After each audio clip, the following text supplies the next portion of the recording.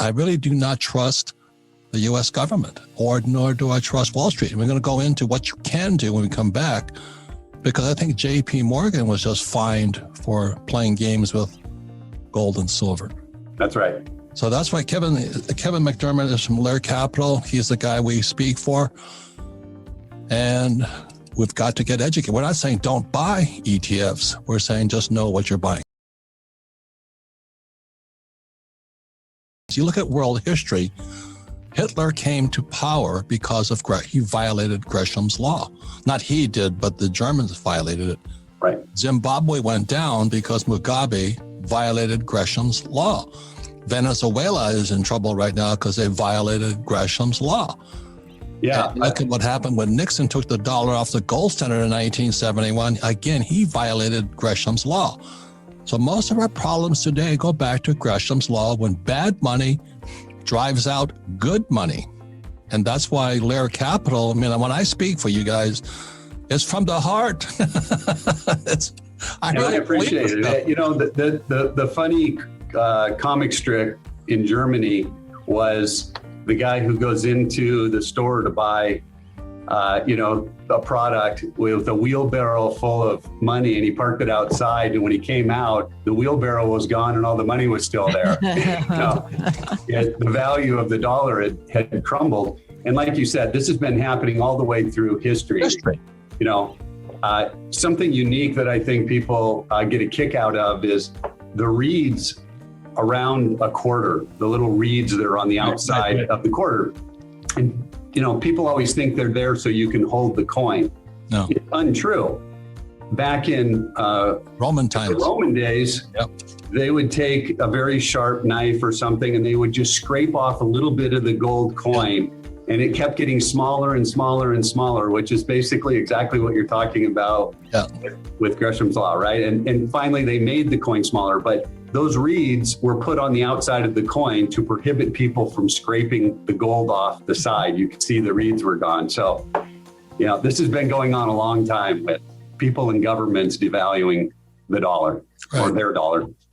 And the reason I wanted Kevin on is because I'm such an old guy. You know, I don't trust anything that's paper. Do you know what I mean? And today, this is a rumor, and that's why I wanted Kevin to kind of clear it up. The rumor is, the reason I say I buy gold and silver, but I take delivery of it. I mean, it's mine, and it's in safes all over the world. I don't trust I don't trust the government, but our gold and silver is in safes that we control. So when I see people buying SLV or GLD, which are ETFs, I call it paper gold and paper silver, and I'm in the market pretty tight, but I'm not behind the scenes like Kevin is.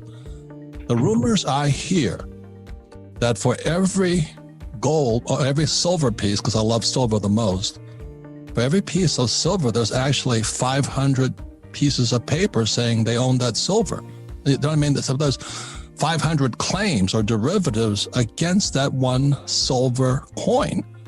Now, the reason I wanted, Kevin to come on Rich Dad Capital, he's an insider. He's been in the business. He knows what it is. So, Kevin, what is the truth? What's the difference between a paper ETF silver, paper ETF gold, and the physical? And ETF stands for Exchange Traded Fund. So it's a fund. Yes. So SLV, Exchange Traded Fund, usually holds silver derivative contracts that are backed by the silver, right? So, yeah, that's what I thought you would say. That's a theory. Kevin, you're talking to a Marine. That went over my head so fast.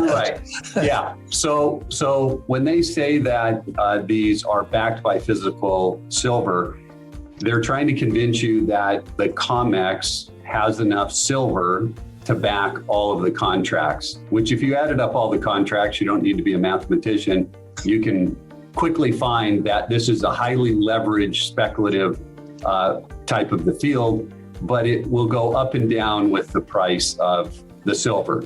So what the exchange traded funds do is they'll take some portion, and each one of them are a little bit different. It could be 20% in physical silver and the rest in derivative contracts, just a piece of paper saying that I can go get this silver at some point, or I'm going to match the price, one or the other.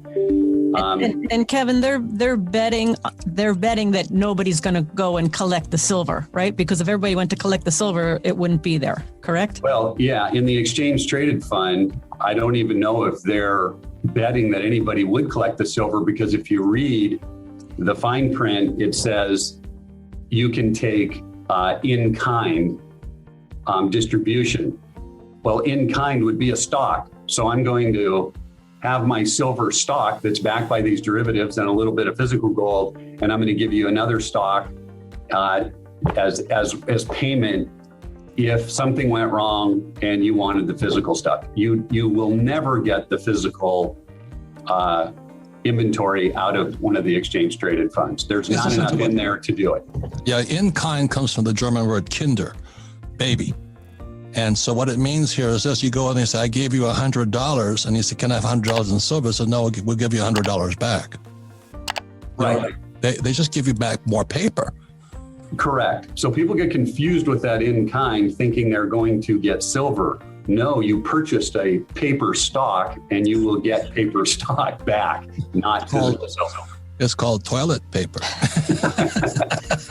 Yeah. So, and the worst part, Robert, about these exchange traded funds, to me, I give people these two examples.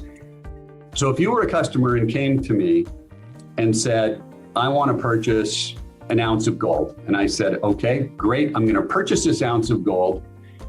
However, I'm going to send it off to HSBC Bank in Europe, and we're going to keep it in safe storage for you. You said, no, I want to hold it. No, I'm going to ship it off somewhere else to you.